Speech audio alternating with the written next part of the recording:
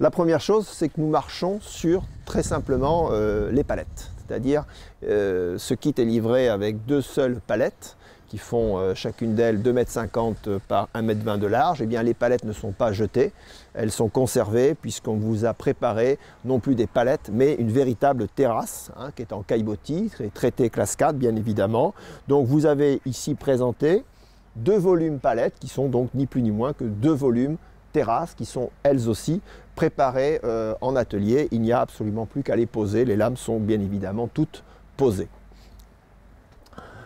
Deuxième point important au niveau de ce module, au niveau de son extérieur, donc on retrouve ici notre bardage, je le rappelle, qui est un bardage Douglas, hein, qui est pré-traité, hein, il n'y a pas de traitement à faire de plus. On va d'ailleurs le laisser un peu ressuyer, c'est-à-dire sortir un petit peu ce qu'on appelle ces sels de traitement qui vont se ressuyer avec le temps.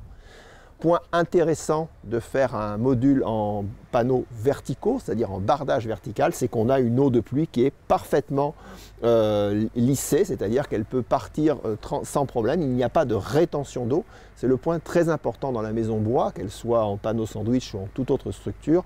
Il ne faut pas de rétention d'eau, il faut que l'eau file, et c'est le cas avec ce principe de bardage vertical.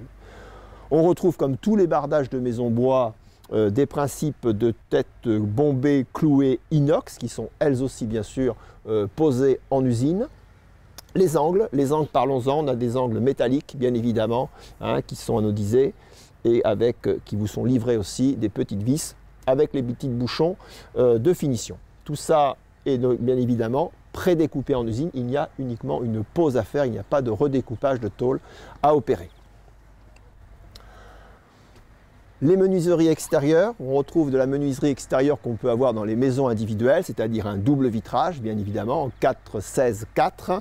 Des menuiseries là en PVC plaxé qui nous permet d'avoir une imitation alu sans en avoir les coûts, bien évidemment. Et vous avez la possibilité lors du montage, c'est un conseil que nous vous donnons, de dégonder la porte, hein, puisque vous avez ici les 3 qui permettent donc, les 3 gonds qui permettent donc de sortir la porte vitrée, puisque cet élément, la partie lourde, est généré bien évidemment par le volume de verre. Voilà, donc nous avons 2 portes vitrées en façade, tirant gauche et tirant droit, et nous verrons tout à l'heure pourquoi nous avons mis ces 2 portes vitrées en façade.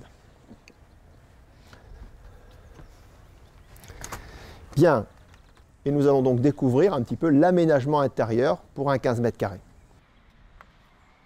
Donc là, en l'occurrence, nous avons 5 panneaux d'1,20 m. Particularité de ce système constructif, je le rappelle, c'est toujours le même panneau, c'est-à-dire que ce soit le sol, les murs et la partie toiture, nous avons toujours le même panneau.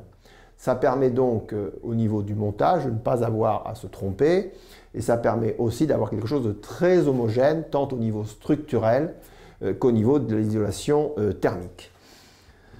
La finition des panneaux est intéressante à observer sur ce petit atelier, sur ce bureau, puisque nous avons une vitrification de parquet en sol qui permet de durcir notre panneau, qui je le rappelle est en peuplier. Nous avons après des panneaux qui ont été poncés légèrement pour enlever les quelques taches de transport. Et là, nous avons donc du panneau brut, hein, c'est-à-dire qu'il est totalement traité contre tous les insectes, bien évidemment, contre l'humidité, c'est certain, mais on peut le laisser comme cela. Hein. Point important à connaître, c'est que lorsqu'il est de cette façon-là, il peut par contre se tacher. C'est pour cette raison qu'on a une deuxième solution. Deuxième solution, c'est soit vernir ces panneaux, c'est le cas sur ce mur-là qui est verni, ou le peindre, hein, carrément. Le cas échéant, vous pouvez même le peindre et en faire un tableau. Hein. Voilà. La partie plafond est importante. Nous, dans nos kits, dans le classique, dans le standard, tous les panneaux de toiture sont stratifiés. C'est-à-dire que c'est un produit fini. Ça, c'est du standard chez nous. Ça vous permet, au moment où le panneau est posé, de ne plus avoir à faire quoi que ce soit, pas de peinture de finition, l'étanchéité à l'air et à l'eau étant assurée bien évidemment par les clés d'assemblage que nous avons vues préalablement et la finition qui, je le rappelle, est un EPDM, hein, c'est ni plus ni moins qu'un caoutchouc de voiture, de pneu de voiture, qui crée l'étanchéité totale. Et la partie étanche est sur une seule passe, hein, c'est-à-dire qu'il n'y a qu'un seul élément qui fait la couverture, l'étanchéité à l'eau. Il n'y a pas de soudure, il n'y a pas de collage. Ça se pose et ça se plaque sur les panneaux sandwich. Enfin, sur le revêtement de sol, j'y reviens un petit moment, vous avez aussi la solution d'y apporter soit un revêtement PVC souple ou du stratifié directement. Alors ce qui est intéressant dans le stratifié, c'est que nous avons la solution de vous fournir en chauffage par le sol, c'est-à-dire un petit, vous l'avez sur la photo de montage, un petit film plastique qui est relié électriquement et qui permet de chauffer son module le cas échéant. Pour tout renseignement sur le kit à portée de main, www.kitea.com.